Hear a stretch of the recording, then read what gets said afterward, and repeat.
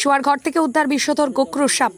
বরাত জোরে প্রাণে বাঁচলেন বাড়ির মালকিন। 16 নম্বর ওয়ার্ডের শরৎপল্লী এলাকার বাসিন্দা তমালি বিশ্বাস এদিন সন্ধ্যাবেলা দেখতে পান পায়ের পাশ দিয়ে একটি লেজের মতো কিছু ঘরের ভেতরে ঢুকে গেল।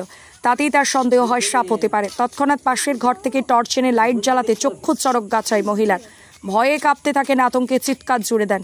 তার চিৎকারে আশেপাশের প্রতিবেশীরাও ছুটে আসেন। তারা দেখতে পান ঘরের ভেতরে ঘুরে বেড়াচ্ছে একটি 4.5 ফুট লম্বা বিষধর গোখরো সাপ। খবর দেওয়া হয় ধূপগুড়ির পরিবেশপ্রেমী সংগঠন Dooars nature and snake lovers অর্গানাইজেশনের সদস্যদের। খবর পাওয়া মাত্রই ছুটে যান তারা। প্রায় ঘণ্টাখানেকের চেষ্টায় উদ্ধার করা হয় বিষধর গোখরো সাপটি। এরপরই আতঙ্কমুক্ত হয় গোটা পরিবার। বাড়ির মালকিন দাস বলেন যে সাপ দেখে আতঙ্কিত হয়ে পড়েছিলাম, এখনো হাত পা কাঁপছে। আমার পায়ের কাছ দিয়ে ঘরের ভেতরে ঢুকে পড়েছিল সাপটি। অল্পের জন্য প্রাণে বেঁচে গেছি। সাপটি উদ্ধারের পর এখনো অনেকটাই আতঙ্কমুক্ত।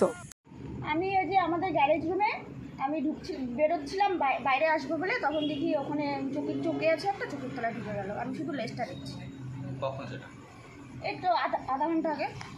কিভাবে ঢুকলো, মানে কোথায় ছিল সাপটা আগে? সাপটা আগে কোথায় ছিল সেটা তো জানি না, আমি শুধু ঢুকতে দেখেছি। কতটা ভয় পেয়েছিল বাড়িতে? বাড়িতে তো সবাই ভয় পেয়েছে। আপনি কতটা ভয় পেয়েছেন? আমি তো এখনো, আমার হাত পা কাঁপছে। কোন জায়গা এটা? এটা ধূপগুড়ি শরৎপল্লী 16 নম্বর ওয়ার্ড। এখন কতটা আতঙ্ক? এখন অনেক আতঙ্ক মুক্তই এখন। কে আসলো? হ্যাঁ, আপনার নাম? আমার নাম তমালি বিশ্বাস। বাজাজ ফাইন্যান্সের মাধ্যমে আপনার ঘরকে সুন্দর করে সাজিয়ে বাজিমাত করার অপূর্ব সুযোগ এনে দিয়েছে সাগর ফার্নিচার। আমাদের শোরুমে আপনারা পেয়ে যাবেন বিভিন্ন নামি দামি কোম্পানির টিভি, ফ্রিজ, সোফা সেট, আলমারি এবং নানান ধরনের ইলেকট্রনিক্স সামগ্রী। সঙ্গে রয়েছে নিত্য নতুন ডিজাইনের ফার্নিচারের সম্ভার। শুধু তাই নয়, এর সাথে থাকছে আকর্ষণীয় ডিসকাউন্ট অফার। আমাদের ঠিকানা সাগর furniture, Bhanumata furniture suppliers, Dhupguri.